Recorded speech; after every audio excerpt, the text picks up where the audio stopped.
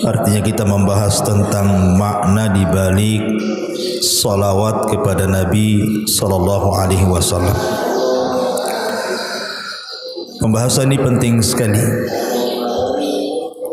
karena sering di antara kita ini ketika bersalawat kepada Nabi sallallahu alaihi wasallam tidak paham apa makna salawat itu. Dan orang yang memahami makna salawat ketika dia bersalawat tentu akan besar pahalanya dibandingkan orang yang tidak paham makna yang diucapkannya. Dan hampir kebanyakan tidak paham apa makna salawat. Makanya pagi hari ini kita akan membahas apa makna salawat yang sering kita ucapkan kepada Nabi sallallahu alaihi wasallam supaya ketika kita bersalawat betul-betul memahami sehingga bisa merenungkan. Dan tentunya salawat kita ini berpahala. Disebutkan dalam surah Al-Ahzab ayat 56. Allah Subhanahu wa taala mengatakan innallaha wa malaikatahu yusalluna 'alan nabi ya ayyuhalladzina amanu sallu 'alaihi wa sallimu taslima. Allah Subhanahu wa taala berfirman di sini, wahai orang-orang yang beriman, sesungguhnya Allah Subhanahu wa taala dan para malaikatnya mereka bersalawat atas nabinya. Wahai orang-orang yang beriman, bersalawatlah kalian atas beliau dan ucapkanlah salam dengan sebenar-benar salam kepada beliau. Ma'asyiral muslimin yang dimuliakan Allah Subhanahu wa taala, di dalam ayat ini ada dua kata yang harus kita pahami. Pertama kalimat yusallun, bersolawat. Dan yang kedua kalimat wasallimu taslima, dan ucapkanlah salam. Apa makna salawat dan apa makna salam? Karena sering kita membaca kalimat Allahumma salli ala Muhammad, atau kalau kita membaca hadis Nabi sallallahu alaihi wasallam kita sering mengatakan qala Rasulullah sallallahu alaihi wasallam.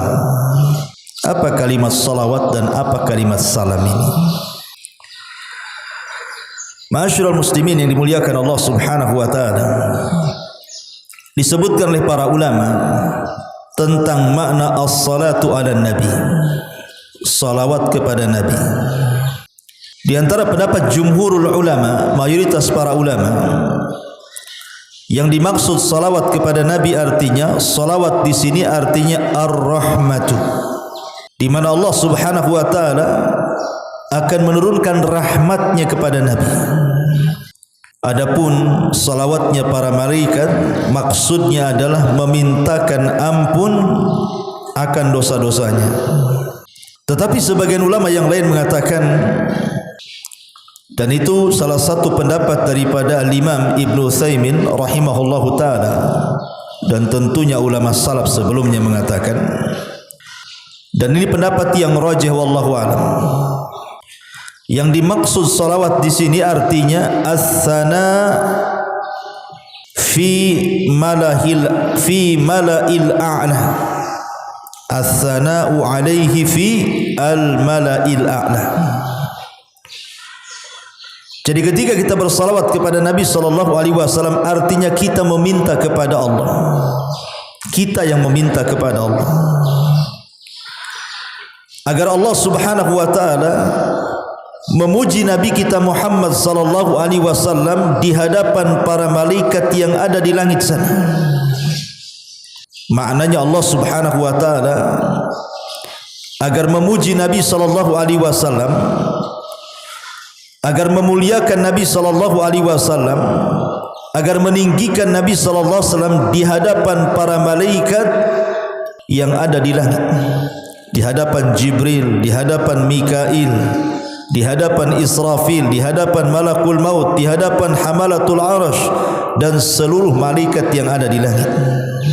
Kita meminta kepada Allah agar Allah memuji Nabi kita Muhammad sallallahu alaihi wasallam di depan makhluknya yang ada di langit sana. Adapun kita sering mendengar hadis Nabi sallallahu alaihi wasallam dari Anas ibn Malik radhiyallahu an, Nabi sallallahu alaihi wasallam bersabda, "Man shalla alayya salatan wahidatan sallallahu alaihi asyra salawatin wa qutta anhu asyra khati'at." Dari Anas bin Malik radhiyallahu an, Nabi sallallahu alaihi wasallam bersabda, siapa yang bersalawat kepadaku satu kali saja, maka Allah akan bersalawat kepada dia 10 kali bersalawat. Apa maknanya? Jadi kalau kita mengucapkan Allahumma salli ala Muhammad, maka Allah subhanahu wa ta'ala akan memuji kita di hadapan para malaikat-malaikat yang ada di langit sana. Jadi Allah subhanahu wa ta'ala akan katakan kepada para malaikat bahwa fulan ibn fulan telah bersalawat kepada nabinya, maka aku memuji dia, aku memuliakannya dan menyebutkan kebaikannya di hadapan para malaikat yang ada di langit sana.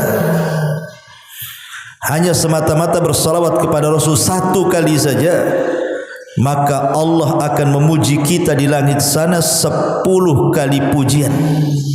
Anda bisa bayangkan, seandainya ada pemimpin negara, anggaplah di negeri kita sekarang Pak Jokowi jadi presiden, entah siapa lagi setelah Pak Jokowi nanti, memuji-muji kita di hadapan seluruh rakyat Indonesia.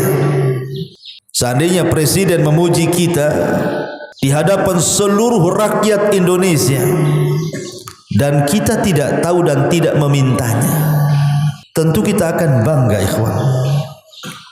Kalau seandainya seorang pemimpin memuji kita di hadapan rakyatnya, itu bangga sekali kita. Itu baru presiden yang muji kita.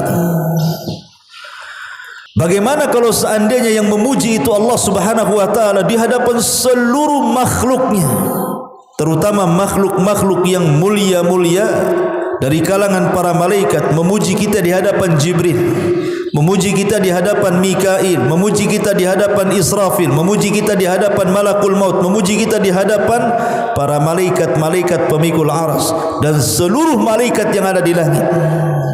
Coba betapa bangganya kita. Allah yang menciptakan kita, yang memberikan nikmat kepada kita, yang mengatur hidup kita, memuji kita pula di hadapan para malaikatnya di langit sana. Makanya kenapa kita disuruh memperbanyak salawat ini? Kalau orang paham maknanya, makin semangat kita bersalawat. Karena tidak paham, malas bersalawat jadinya. Ya. Itu kalau kita bersalawat kepada Rasul satu kali itu. Bagaimana kalau setiap hari antum bersalawat, dari rumah datang ke masjid bersalawat, pulang dari masjid ke rumah bersalawat, dari rumah ke kantor bersalawat, pulang dari kantor bersalawat, saat bekerja bersalawat, berapa ratus ribu kali Allah akan memuji kita di hadapan makhluk yang ada di sana. Dan ketika Allah memuji kita, maknanya Allah cinta dengan kita. Dan kalau Allah cinta dengan kita, maka Allah akan menanamkan kecintaan kepada kita di hadapan Jibril dan seluruh malaikat, bahkan di hadapan seluruh manusia. Ingat hadis Nabi SAW, Innallaha idza ahabba 'abdan, Allah itu kalau cinta dengan seorang hamba, siapa yang pertama dipanggil? Jibril. Kemudian Allah mengatakan, ya Jibril, Innallaha ahabba fulanan fa ahibbahu. Jibril, Allah cinta dengan si fulan, kau harus cinta. Maka Jibril akan mengatakan di hadapan para malaikat, innallaha ahabba fulanan fa ahibbuhu.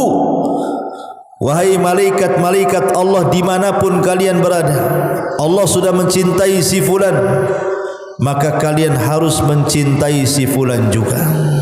Itu buah daripada salawat.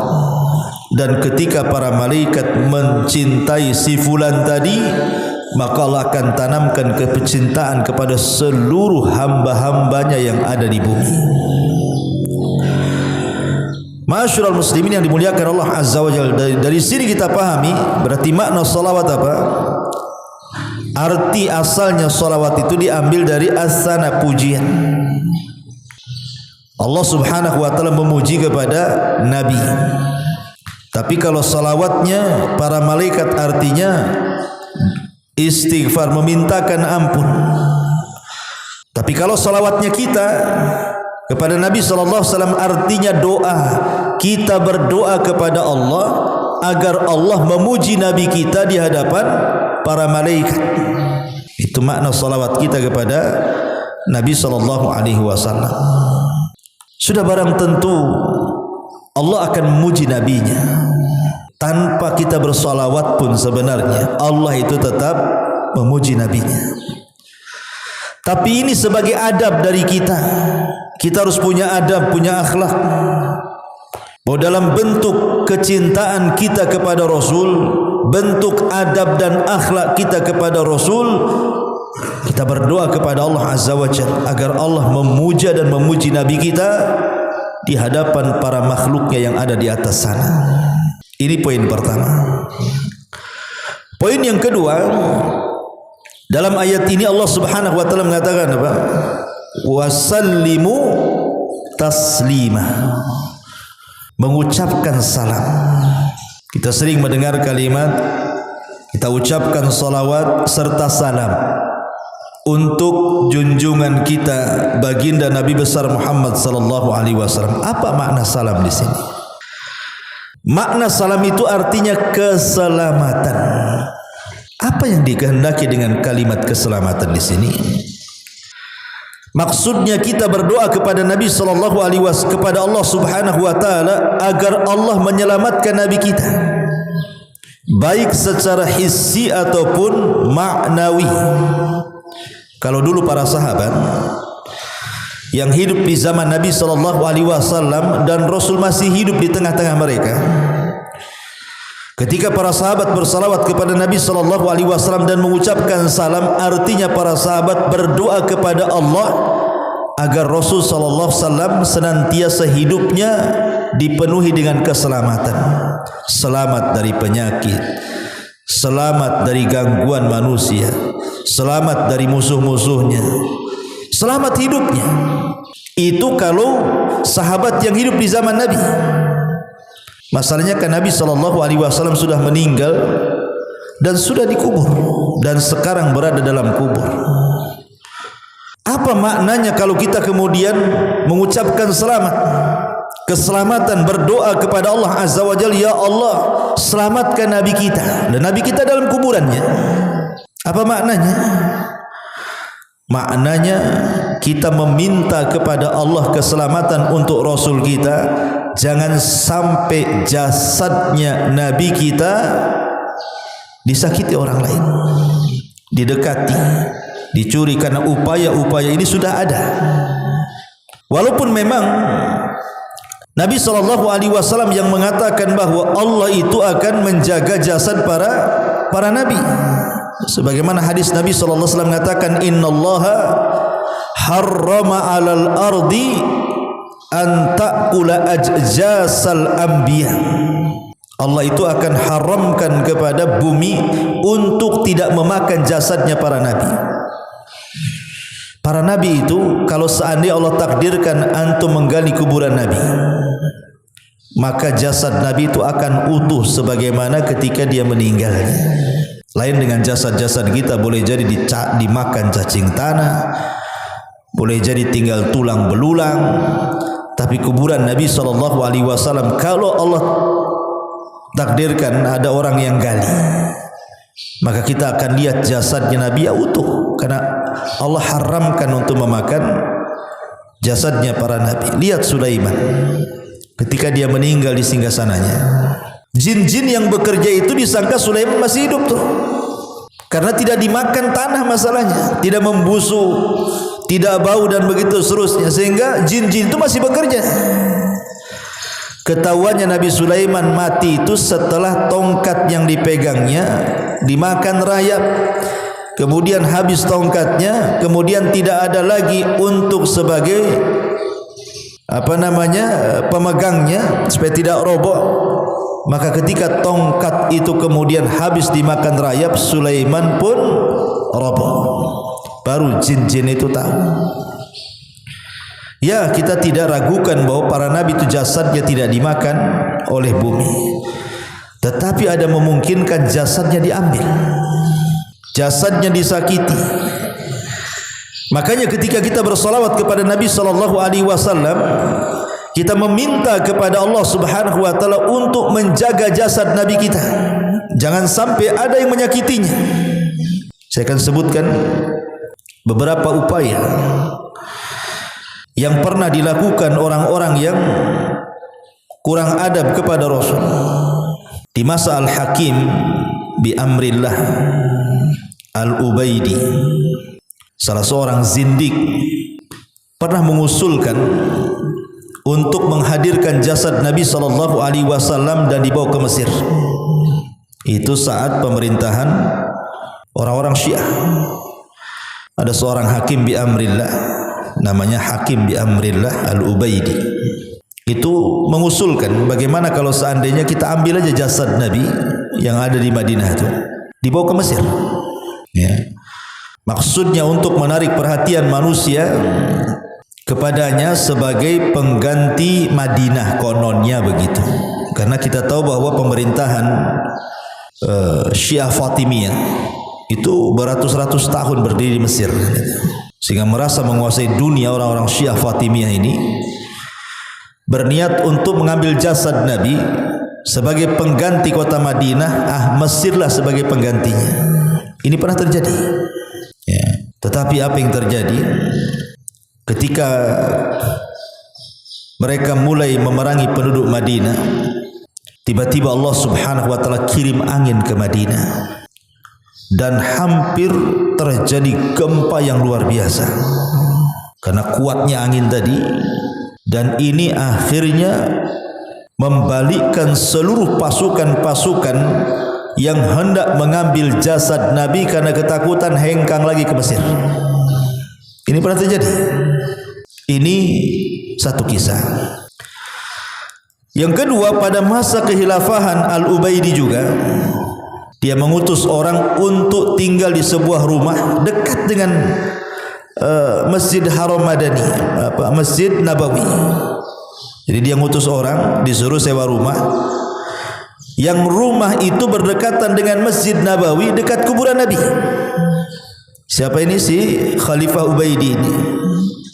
Kemudian disuruh untuk menggali terowongan dari rumahnya menuju kuburan Nabi. Itu dibuat terowongan, maksudnya mau diambil jasadnya. Ya, Ma'asyiral muslimin yang dimuliakan Allah Subhanahu wa taala, tiba-tiba penduduk Madinah ini mendengar ada suara yang memanggil-manggil di tengah malam bahwa Nabi kalian akan digali kuburannya. Suara ini misterius, entah dari mana suara ini, tapi suara ini didengar oleh penduduk Madinah dan mengatakan bahwa kuburan Nabi kalian akan digali dan diambil jasadnya. Oh, serentak kemudian manusia pun berdatangan dan mulai menyelidiki apa betul. Ya, subhanallah, ketika mereka sedang menggali, orang-orang Ubaidi ini menggali terowongan sampai ke hampir dekat dengan kuburan Nabi SAW. Akhirnya mereka pun ketahuan. Lalu orang-orang pun membunuh mereka semua. Dan ini terjadi pada tahun 408 Hijriah. Artinya sudah ada upaya-upaya pengambilan jasad Nabi SAW. Ini kisah kedua. Kemudian juga disebutkan Kisah yang ketiga, sejumlah orang-orang Nasrani. Justru ini kalau tadi orang-orang Syiah Fatimiyah. Ada orang-orang Nasrani yang mereka suka mencuri dan merampok, khususnya kafilah jemaah haji yang kemudian hendak pergi haji. Ini orang-orang Nasrani jahat ini selalu menjadi quta'utur, menghadang orang kemudian mengambil barang-barangnya. Entah pikirannya gimana ceritanya orang-orang Nasrani jahat ini. Tentu oknum ini ya. Mereka berniat untuk menggali kuburan Nabi. Ada niat untuk menggali kuburan Nabi sallallahu alaihi wasallam. Dan mereka ngobrol terang-terangan gitu ya. Setiap ada orang jemaah haji yang dirampok dia itu, dia akan ngomong, saya akan gali kuburan Nabi kalian, saya akan gali kuburan Nabi kalian. Mengancam seperti itu. Kemudian mereka betul-betul menyeberangi laut menuju Madinah. Jadi mereka bukan hanya niat saja dan menakut-nakuti orang-orang itu, tapi mereka ini, kafilah orang ini betul-betul berangkat menyeberangi lautan menuju kota Madinah. Tetapi Allah Subhanahu wa taala tentu tidak menghendaki nabinya disakiti. Tiba-tiba kemudian mereka pun dibuntuti oleh tentara dari Mesir, tentara kaum muslimin, dan dihujani peluru. Akhirnya kemudian mereka tertangkap, sebagiannya ditawan dan sebagian dihukum mati. Dan kisah-kisah seperti ini juga terjadi kepada kuburan Abu Bakar dan Umar. Ada orang yang berniat, sekitar 40 orang laki-laki, malam-malam itu mereka mencari rumah di dekat Masjid Nabawi juga tuh. Kemudian menggali terowongan tuh. Tetapi kemudian niatnya pun digagalkan oleh Allah Subhanahu wa taala. Intinya bahwa upaya-upaya untuk mengambil jasad Rasul semua digagalkan oleh Allah Azza wa Jalla. Lah makna ketika kita mengatakan salawat dan juga salam, makna salam di sini meminta kepada Allah keselamatan. Keselamatan apa? Keselamatan agar jasad Nabi kita ini jangan disakiti orang. Ini makna kalau kita bersalawat kemudian mengucapkan salam. Makna yang kedua artinya kita berdoa kepada Allah Azza wa Jalla, meminta keselamatan kepada Allah agar ajaran Nabi sallallahu alaihi wasallam sepeninggalnya sampai hari ini diselamatkan dari penyimpangan. Agar petunjuk-petunjuk Rasul, sunnah-sunnah Rasul, ajaran-ajaran Rasul yang sampai kepada kita dijaga dari orang-orang yang hendak menyimpangkan sunnah-sunnah tersebut. Itu makna kita bersalawat dan juga mengucapkan salam. Itu makna salam di sini. Atau kata para ulama, ketika kita mengucapkan salam, keselamatan, doa keselamatan kepada Rasul, maknanya kita meminta kepada Allah kelak pada hari kiamat Nabi kita Muhammad sallallahu alaihi wasallam diselamatkan. Tadi saya sudah katakan, tanpa kita mengucapkan doa keselamatan kepada Rasul, Rasul tetap selamat.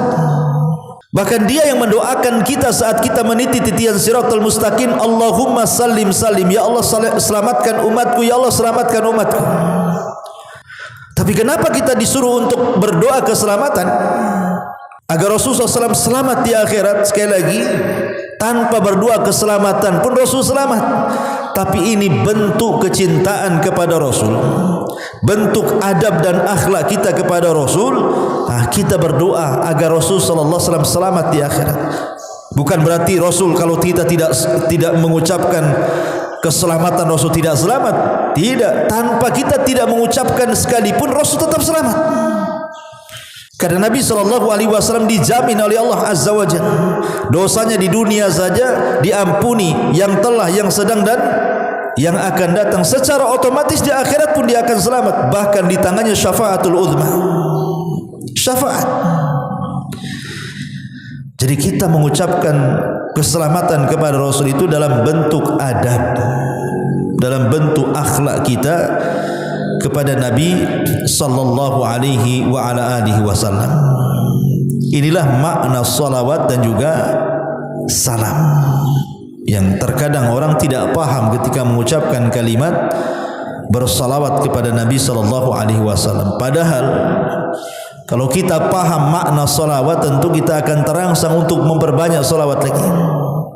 Tapi ketika kita tidak paham makna di balik salawat, walaupun mungkin sebagian para ustaz sudah menjelaskan keutamaannya, ya, keutamaan bersalawat itu, Allah akan bersalawat kepada kita 10 kali. Allah akan mengabulkan doa-doa kita. Allah akan menghilangkan penyakit kita. Allah akan menghilangkan kesulitan kita dan banyak macamnya faedah-faedah bersalawat. Tapi kalau tidak paham isi maknanya, terkadang kita lalai. Sama juga ketika antum sholat 5 waktu. Orang yang paham maknanya mulai takbiratul ihram, kemudian doa-doa iftitah, kemudian juga surat yang dibaca, kemudian setiap doa-doa yang kita baca dalam solat dan kita paham maknanya, tentu kita lebih khusyuk solatnya dibandingkan sama sekali tidak paham, hanya menghafal saja kan. Lah solawat juga sama. Kalau hanya bersolawat saja tak paham maknanya, ya lewat gitu saja. Tapi kalau kita bersalawat paham maknanya, berarti kita ini mengucapkan sesuatu dengan ilmu. Dan beda mengucapkan sesuatu tanpa ilmu dengan mengucapkan sesuatu dengan ilmu. Sama beramal sesuatu dengan ilmu dan beramal sesuatu tanpa ilmu. Ada 2 orang solat. Yang satu mulai takbiratul ihram sampai dia salam betul-betul berilmu. Memang dia pelajari macam mana takbiratul ihramnya Nabi, macam mana iftitahnya Nabi, macam mana rukunya Nabi, sujudnya Nabi, bacaannya Nabi, apa saja yang harus dibaca, mulai gerakan sampai salam, mulai bacaan sampai zikir. Dia betul-betul membaca, mendengar, ngaji, hadir di majelis ta'lim.